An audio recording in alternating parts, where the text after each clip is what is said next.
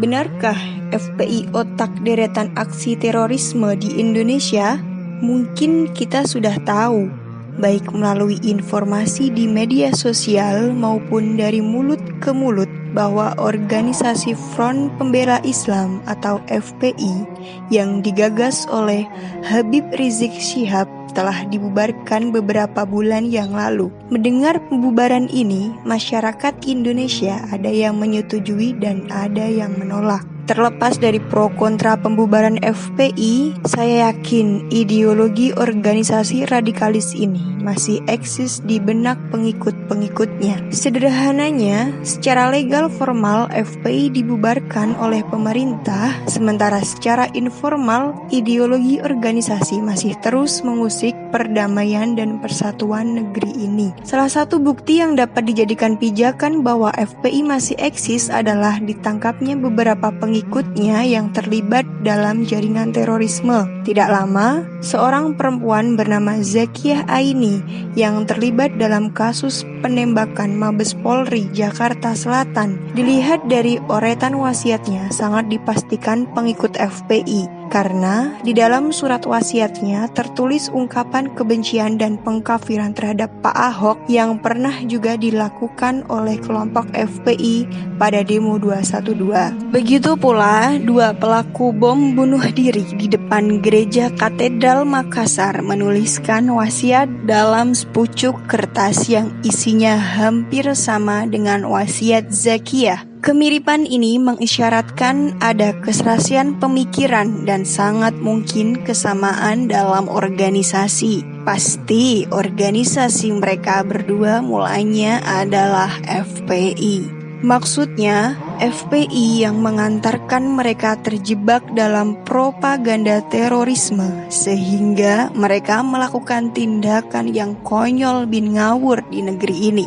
Sebenarnya, bukti pengikut FPI yang terlibat dalam jaringan terorisme masih dapat dibilang banyak. Saya pikir peristiwa bom bunuh diri di gereja Katedral Makassar dan penembakan di Mabes Polri Jakarta Selatan cukup menjadi bukti bahwa ideologi FPI masih hidup. Karena itu, perlu ideologi ini dicegah. Paling tidak, untuk mencegah ideologi teroris tersebut adalah menanamkan kesadaran diri sendiri untuk belajar kepada ulama yang moderat. Karakteristik ulama yang moderat adalah selalu mempertemukan perbedaan yang terbentang di tengah-tengah umat dan memiliki spirit kebangsaan. Saya pikir ulama yang masuk dalam kategori ini masih dapat ditemui di Indonesia. Di antaranya Profesor Quraish Shihab, Gus Baha, Profesor Nasaruddin Umar, Buya Syafi'i Ma'arif, Habib Lutfi, dan masih banyak lainnya. Beberapa deretan ulama ini tidak seperti orang-orang FPI. Ulama moderat ini tidak gampang mengkafirkan orang lain.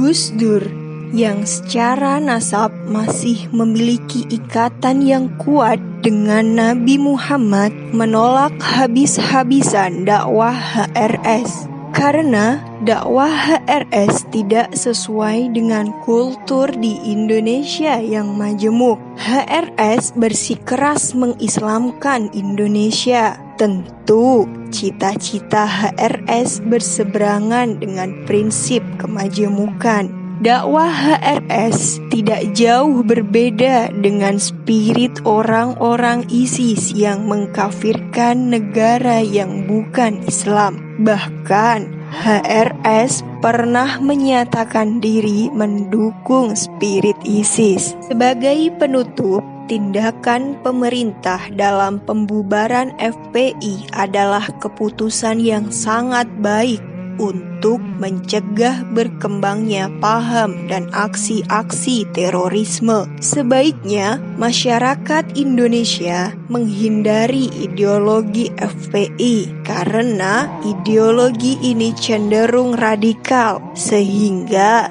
seseorang yang tidak berhati-hati akan terjerumus dalam aksi-aksi terorisme. Bukankah sudah jelas bukti pengikut FPI yang menjadi teroris?